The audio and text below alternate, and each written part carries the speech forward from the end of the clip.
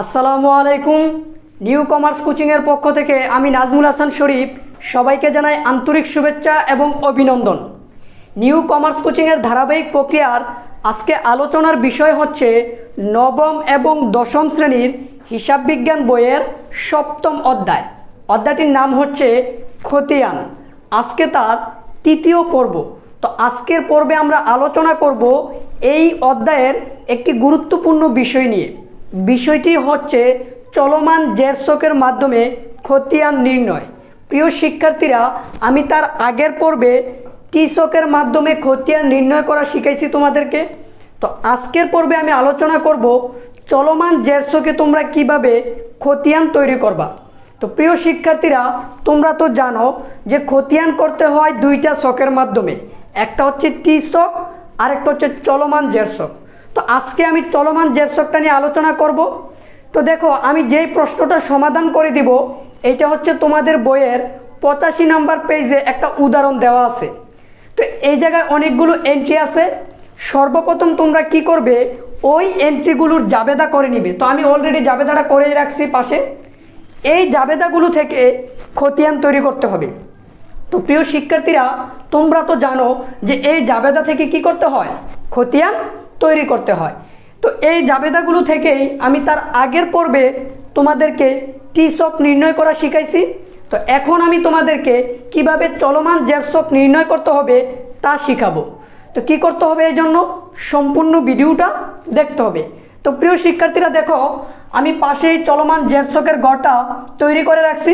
আমি এখন বুঝিয়ে দিব যে চলমান জের ছকের গড়টা তোমরা কিভাবে তৈরি করবে।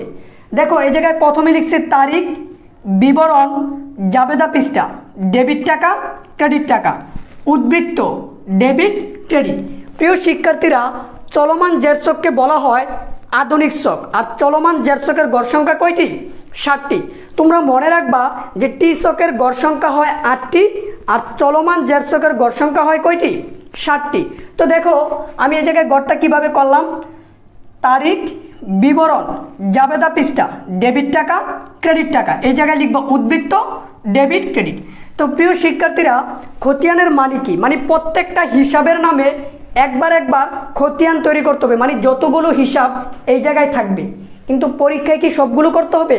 না, পরীক্ষায় তোমাদেরকে বলে দিবে যে তুমি কোন কোন হিসাবটার নামে খতিয়ান তৈরি করবা। তো তারা যেই হিসাবটার নাম বলে দিবে, তুমি ওই হিসাবগুলোর নামেই শুধু কি করবা, খতিয়ান করবা। তো এখন তো আমরা শিখতেছি, তাই না? এই জন্য আমরা কি করব, সবগুলোর নামেই খতিয়ান করব। তো প্রিয় শিক্ষার্থীরা, আমি তোমাদেরকে এই জায়গায় 4টা হিসাবের নামে খতিয়ান করে দেখাবো। তো প্রথমে এই জায়গায় কি হিসাব আছে তোমরা একটু লক্ষ্য করো, নগদান হিসাব। তো আমি এই নগদান হিসাবের নামে এখন তোমাদেরকে কি করে দিব, খতিয়ান তৈরি করে দিব। তো প্রিয় শিক্ষার্থীরা, যেই হিসাবটার নামে তুমি খতিয়ান তৈরি করবা ওই হিসাবটার নাম তুমি উপরে লিখে নিবা। তো দেখো, আমি এই জায়গায় লিখে নেই নগদান হিসাব।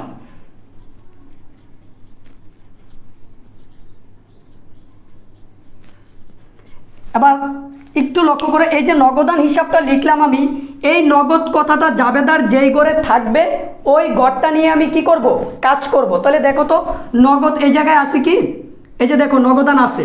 তো নগদানের বিপরীত কি আছে, নগদানের বিপরীত নামটা তুমি চিন্তা করবা যে কি আছে। তো নগদানের বিপরীত আছে এই জায়গায় মূলধন। মূলধন কোথায় আছে, ক্রেডিট দিকে। তো তুমি আগে মূলধন লিখো। প্রথমে আমি সালটা লিখে নিই, 2017 সাল মার্চের 1 তারিখ। নগদানের বিপরীত আছে কি, মূলধন হিসাব। তো আমি লিখে নিলাম মূলধন হিসাব। দেখো, মূলধন কোথায় আছে, ক্রেডিট দিকে। এই যে মূলধন ক্রেডিট দিকে আছে, এই জন্য তার টাকাটা তোমরা লিখবা কই, ডেবিট দিকে। দেখো, চলমান জের ছকের ক্ষেত্রে তোমরা কি করবা, তুমি যেই হিসাবটার নামে খতিয়ান করবা তার বিপরীত নামটা কি সেটা দেখবা। তো এই জায়গায় নগদান হিসাবের বিপরীত কি, মূলধন কোথায় আছে, ক্রেডিট দিকে। তো আমি বিবরণের ঘরে মূলধন লিখব। লিখার পর যদি এটা ক্রেডিট দিকে থাকে তার টাকাটা আমি ডেবিট দিকে বসাই দেব। আর যদি ডেবিট দিকে থাকে তাহলে টাকাটা আমি কোথায় বসাই দেব, ক্রেডিট দিকে বসাই দেব। তো প্রিয় শিক্ষার্থীরা, দেখো তো এই 2 নম্বরটাতে নগদান আছে কি, হ্যাঁ 2 নম্বরটাতে নগদান আছে। নগদানের বিপরীত কি, আসবাবপত্র। তো দেখো তো আসবাবপত্র কোথায় আছে, ডেবিট দিকে। তাহলে আগে আসবাবপত্র লিখো। তো আমি এই জায়গায় 2 তারিখ দিলাম, দেওয়ার পরে আমি এই জায়গায় লিখব আসবাবপত্র। তো এই যে আসবাবপত্র হিসাব লিখলাম, আসবাবপত্র কোন দিকে আছে? দেখো আসবাবপত্র ডেবিট দিকে আছে, তাহলে এই আসবাবপত্রের টাকাটা তুমি বসাই দিবা কোথায়? ক্রেডিট দিকে। মানে জাবেদার যেই ঘরে থাকবে খতিয়ানের সময় তার বিপরীত ঘরে বসাই দিবা তোমরা। আশা করি বুঝতে পারছো। তারপরে দেখো 3 নম্বরটাতে কিন্তু নগদান নাই, যেহেতু নগদান নাই তার মানে এই 3 তারিখের ঘরটা নিয়ে আমরা কি করব না, কাজ করব না। 5 তারিখের এন্ট্রিটা দেখো যে এটাতে নগদান আছে কিনা। জি দেখো এটা তো নগদান আছে। এই যে নগদানের বিপরীত কি আছে? বিক্রয়। বিক্রয় কোথায় আছে? ক্রেডিট দিকে। তাহলে আমরা বসাবো কই? ডেবিট দিকে। তাহলে আমরা লিখি এই জায়গায় বিক্রয়। এই যে আমি লিখলাম বিক্রয় হিসাব, টাকাটা বসা দিব কোথায়? ডেবিট দিকে। তারপরে দেখো প্রিয় শিক্ষার্থীরা, 8 তারিখে কি নগদান আছে? না, 8 তারিখে নগদান নাই, কিন্তু 12 তারিখের ঘরের ভিতরে নগদান আছে কি? এই যে দেখো, হ্যাঁ আছে। তো নগদানের বিপরীত কি আছে? পাওনাদার। পাওনাদার কোথায় আছে? ডেবিট দিকে। তাহলে আমরা বসাই দিব কই? ক্রেডিট দিকে। তাহলে আমি এই জায়গায় তারিখ দিলাম, দেওয়ার পরে আমি এন্ট্রিটা লিখব। লিখলাম কি? পাওনাদার। তো পাওনাদারের টাকা কত? 10,000। পাওনাদার কোথায় আছে? ডেবিট দিকে। তাহলে টাকাটা বসাবো কই? ক্রেডিট দিকে। তারপরে দেখো প্রিয় শিক্ষার্থীরা, 18 তারিখে নগদান আছে কি? এই যে দেখো নগদান আছে। নগদানের বিপরীত কি? ব্যাংক হিসাব। ব্যাংক কোথায় আছে? ডেবিট দিকে। তাহলে আমরা টাকাটা বসাবো কই? ক্রেডিট দিকে। তাহলে আমি এই জায়গায় লিখি ব্যাংক হিসাব। কয় হাজার টাকা? 15,000 টাকা।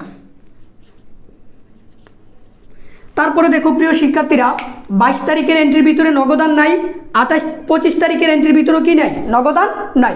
সর্বশেষ 28 তারিখের এন্ট্রির ভিতরে দেখো একটা নগদান হিসাব আছে।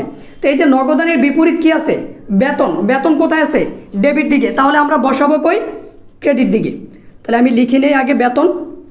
আমি বেতন হিসাবটা লিখব। লিখার পরে আমি টাকাটা বসাই দিব কই? ক্রেডিট দিকে। প্রিয় শিক্ষার্থীরা, আর কোথাও কি নেই? নগদান নাই। এখন আসো তুমি উদ্বৃত্তটা কিভাবে নির্ণয় করবা, এটাই হচ্ছে সবচেয়ে গুরুত্বপূর্ণ। তো তোমরা লক্ষ্য করবা এই ডেবিট এবং ক্রেডিট এই দুই পক্ষের মধ্যে কোন পক্ষের টাকা বেশি। তো এই জায়গায় দেখা যাইতেছে যে ডেবিট পক্ষের টাকাটা কি? বেশি। এই জন্য আমি উদ্বৃত্তের ডেবিট ঘরে আসবো। দেখো এই ডেবিট এবং ক্রেডিট পক্ষের মধ্যে কোন পক্ষের টাকাটা বেশি? ডেবিট পক্ষের। এই জন্য আমি উদ্বৃত্তের কোন ঘরে আসবো? ডেবিট ঘরে। আসার পরে ডেবিট পক্ষের যে প্রথম টাকাটা সেটা তোমরা লিখবা। আমি লিখলাম 1 লক্ষ। লিখার পরে তোমরা যে কাজটা করবা, ডেবিট দিকে যদি আরও কোনো টাকা থাকে তাহলে সেটা যোগ করে নিবা। মনে রাখবা ডেবিট ডেবিট হলে যোগ হয়, আর ক্রেডিট ক্রেডিট হলে যোগ হয়, আর ডেবিট ক্রেডিট বিয়োগ হয়। তো দেখো ডেবিট দিকের টাকা বেশি, এজন্য আমি ডেবিট কলামে আসলাম। আসার পর ডেবিট দিকে যে প্রথমে 1 লক্ষ আছে এটা লিখলাম। লিখার পর এই টাকার সাথে ডেবিট দিকে যে আরও টাকাটা আছে, আরও 25,000 আছে, এই যে দেখো এই টাকাটা আমরা কি করবো? এটার সাথে যোগ করব। যোগ করার পর যে যোগ ফলটা আসবে ওই ফলটা আমি এই জায়গায় লিখব। প্রিয় শিক্ষার্থীরা, যোগ ফলটা লিখবা, যোগ করে দেখানো লাগবে না। এবার আসো, এবার ডেবিট দিকের এই যোগফল থেকে ক্রেডিট দিকের যে টাকাগুলো আছে তুমি এই জায়গায় একটা একটা করে বিয়োগ করবা। সবগুলো একসাথে না, কয়টা কয়টা? একটা একটা। তো দেখো আমি যদি 1,25,000 থেকে 20,000 বিয়োগ করি তাহলে আমার আসবে 1,05,000 টাকা। এবার আসো, আমি যদি এই 1 লক্ষ টাকা থেকে আমি যদি এই 10,000 টাকা বিয়োগ করি তাহলে আমার আসবে কয় টাকা? 95,000 টাকা। 1,05,000 থেকে 10,000 বিয়োগ করলে আমার আসবে কত? 95,000 টাকা। এবার এই 95,000 থেকে আমি যদি 15 বিয়োগ করি, এই 15,000 যদি বিয়োগ করি তাহলে আমার আসবে 80,000 টাকা। এবার এই 80,000 থেকে আমি যদি 5,000 বিয়োগ করি তাহলে আমার আসবে কত? 75,000 টাকা। প্রিয় শিক্ষার্থীরা দেখো আমরা কিভাবে যোগ বিয়োগটা করলাম। প্রথমে এই ডেবিট এবং ক্রেডিট এই দুই পক্ষের মধ্যে যেই পক্ষের টাকাটা বেশি ওই পক্ষের ঘরে আমি লিখবো। তো কোন পক্ষের টাকা বেশি? ডেবিট পক্ষের। এর জন্য আসলাম ডেবিট পক্ষের ঘরে। এবার ডেবিট দিকে প্রথমে কত আছে? 1 লক্ষ। তাহলে আমি এই 1 লক্ষের জায়গায় লিখবো। লিখার পর ডেবিট দিকে যদি আরও কোনো টাকা থাকে তাহলে ওই টাকাটা এটার সাথে যোগ করব। এই যে 1 লক্ষের সাথে 25 যোগ করছি, 1,25,000 হয়েছে। এবার এই 1,25,000 থেকে আমি ক্রেডিট দিকের গুলো একটা একটা করে বিয়োগ করবো, একসাথে না, একটা একটা করে। 1,25,000 থেকে প্রথমে 20 বিয়োগ করছি। বিয়োগ করার পর আমার হয়েছে কত? 1,05,000। আবার এই 1,05,000 থেকে আমি 10 বিয়োগ করছি 95,000, এই 95 থেকে 15 বিয়োগ করছি 80,000, 80,000 থেকে 5 বিয়োগ করছি 75,000। তার মানে নগদান হিসাবের উদ্বৃত্ত কত টাকা আসছে? 75,000 টাকা আছে। তো প্রিয় শিক্ষার্থীরা, নগদান হিসাবটা তোমরা আশা করি বুঝতে পারছো। তো নগদানের পরে কি হিসাব আছে? মূলধন। তো চলো আমরা মূলধন হিসাবের নামে একটা খতিয়ান করি। তো আমি এই জায়গায় লিখে নেই মূলধন হিসাব। তো প্রিয় শিক্ষার্থীরা দেখো তো, মূলধন এই জাবেদার কোন ঘরে আছে? এই যে প্রথম ঘরে আছে। মূলধনের বিপরীত কি আছে? নগদান। কোথায় আছে? ডেবিট দিকে। তাহলে তোমরা এই জায়গায় তারিখটা লিখবা। মূলধনের বিপরীত আছে কি? নগদান। এই নগদান আছে ডেবিট দিকে, তাহলে টাকাটা বসাবো কই? ক্রেডিট দিকে। তো প্রিয় শিক্ষার্থীরা দেখো তো, মূলধন কি জাবেদার আর কোথাও আছে? মানে কোনো ঘরে কি আছে? নাই। তাহলে আমরা এই জায়গায় এটাকে কি করে দিব? ক্লোজ করে দেব। তো দেখো, এই ডেবিট এবং ক্রেডিট এই দুই পক্ষের মধ্যে কোন পক্ষের টাকাটা বেশি? ক্রেডিট পক্ষের না? এই জন্য তোমরা ক্রেডিট পক্ষে লিখবা। লিখার পরে যদি ক্রেডিট পক্ষে আরও কোনো টাকা থাকতো, তখন এই টাকার সাথে আমি ওইটা কী করতাম? যোগ করতাম। যেহেতু নাই, যেটা আছে ওইটাই বসাই দিছি। আর এই ডেবিট পক্ষে যদি কোনো টাকা থাকতো, তখন এই ক্রেডিট পক্ষের টাকা থেকে ডেবিট পক্ষেরটা বিয়োগ করতাম। তো এখন তুমি বুঝবা কিভাবে যে আমি কোন ঘরে আগে লিখবো? মাথায় রাখতে হবে ডেবিট এবং ক্রেডিট এই দুই পক্ষের মধ্যে যেই ঘরের টাকাটা বেশি, উদ্বৃত্তের ঘরে ওইটাতে লিখবা তুমি প্রথমে। তো এই দুইটা তো তোমরা বুঝতে পারছো। এখন আমি তোমাদেরকে এই দুইটার পরে আরও দুইটা খতিয়ান কি করব? বুঝিয়ে দিব। তো দেখো কিভাবে হয়। এখন আমি তোমাদেরকে আরও দুইটি হিসাবের নামে খতিয়ান প্রস্তুত করে দেখাবো। তো প্রিয় শিক্ষার্থীরা, আমরা তো প্রথমে নগদান হিসাব এবং মূলধন হিসাবের নামে কি তৈরি করছি? খতিয়ান তৈরি করছি। তো এখন আমি তোমাদেরকে আরও দুইটা হিসাবের নামে খতিয়ান তৈরি করে দিব। তো এখন আমি যেটা করব, আমি পাওনাদার হিসাব এবং ব্যাংক হিসাবের নামে কি করব? একটি খতিয়ান তৈরি করব। তো প্রিয় শিক্ষার্থীরা দেখো, আমি যদি পাওনাদারের নামে প্রথমে খতিয়ান করি, তাহলে আমি এই জায়গায় পাওনাদার লিখে নিব। আমি দেখো লিখলাম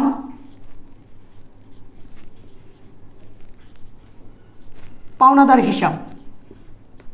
তো প্রিয় শিক্ষার্থীরা, এই পাওনাদার কথাটা জাবেদার যেই ঘরে থাকবে ওই ঘরটা নিয়ে তুমি কি করবা? কাজ করবা। তো দেখো তো 3 তারিখে পাওনাদার আছে কি? পাওনাদারের বিপরীত কি আছে?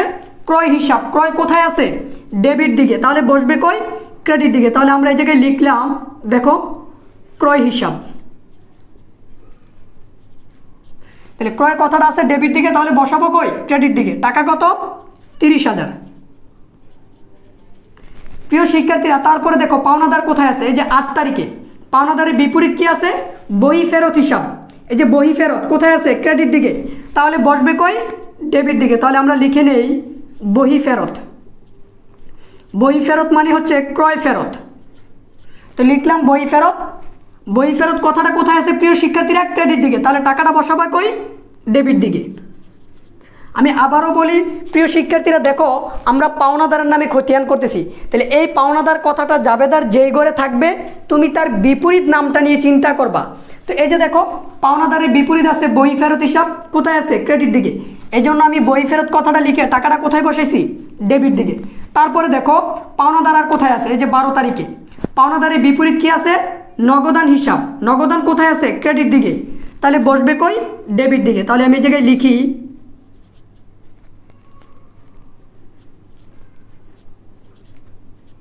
নগদান হিসাব। কয় হাজার টাকা? 10,000 টাকা।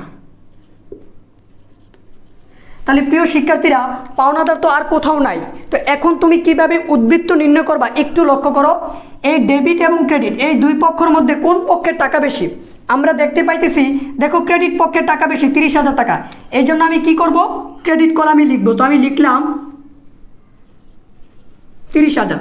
এবার এই ক্রেডিট দিকের টাকা থেকে ডেবিট দিকের টাকাগুলো একটা একটা করে কি করব? আমি বিয়োগ করব। তো আমি যদি বিয়োগ করি 30,000 থেকে 2,000, তাহলে আমার থাকবে কত? 28,000 টাকা। এবার এই 28,000 থেকে যদি আমি 10,000 বিয়োগ করি, তাহলে আমার থাকবে কত? 18,000 টাকা। তাহলে প্রিয় শিক্ষার্থীরা, পাওনাদার হিসাবের উদ্বৃত্ত কয় টাকা দাঁড়াইলো? 18,000 টাকা। এইভাবে কি করতে হয়? চলমান জেরসকে খতিয়ান নির্ণয় করতে হয়। তারপরে প্রিয় শিক্ষার্থীরা দেখো, আমি আরও একটা হিসাবের নামে খতিয়ান প্রস্তুত করে দেখাই। সেটা হচ্ছে ব্যাংক হিসাব। তাহলে এই জায়গায় লিখে নিলাম ব্যাংক হিসাব। তাহলে দেখো তো এই ব্যাংক কথাটা জাবেদার কোন ঘরে আছে? এই যে 18 তারিখে আছে, দেখো ব্যাংক হিসাব। ব্যাংকের বিপরীতে আছে নগদান, ব্যাংকের বিপরীত কি আছে? নগদান, ক্রেডিট দিকে আছে। তাহলে আমরা বসাবো কই? ডেবিট দিকে। তাহলে আমি লিখে নেই নগদান হিসাব কয় হাজার টাকা? 15,000 টাকা। তাহলে দেখো নগদান আছে ক্রেডিট দিকে, আমি টাকাটা বসাবো কই? ডেবিট দিকে। তারপরে দেখো 22 তারিখে, এটা তো 18 তারিখ আমরা লিখে নিলাম।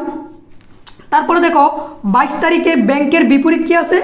বিক্রয় হিসাব। তাহলে বিক্রয় কোথায় আছে? ক্রেডিট দিকে। তাহলে বসাবো কই? ডেবিট দিকে। তাহলে আমরা লিখে নিই, দেখো বিক্রয় হিসাব, বিক্রয় হিসাব কয় টাকা? 8,000 টাকা। তাহলে প্রিয় শিক্ষার্থীরা দেখো তো আর কোথাও ব্যাংক হিসাব আছে কি? এই যে 25 তারিখে, এই যে দেখো ব্যাংক হিসাবের বিপরীত কি আছে? ক্রয় হিসাব। ক্রয় কোথায় আছে? ডেবিট দিকে। তাহলে টাকাটা বসাবো কই? ক্রেডিট দিকে। তাহলে আমরা এই জায়গায় আগে লিখে নিব ক্রয় হিসাব। ক্রয় হিসাব কথাটা লিখে নাও তোমরা, যে ক্রয় হিসাব লেখার পরে টাকাটা আমি বসাবো কই?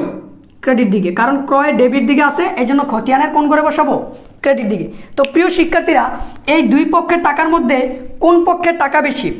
আমরা দেখতে পাইতেছি যে ডেবিট পক্ষের টাকা বেশি। তাহলে এই দুইটা যোগ করো। প্রথমে 15,000 লিখবা, লিখার পরে এই 15,000-এর সাথে তুমি এই 8,000 কি করবা? যোগ করবা। যোগ করলে কত হবে? 23,000 হবে। এবার এই 23,000 টাকা থেকে আমি 6,000 টাকা কি করব? বিয়োগ করব। তো চলো আমরা বিয়োগ করি।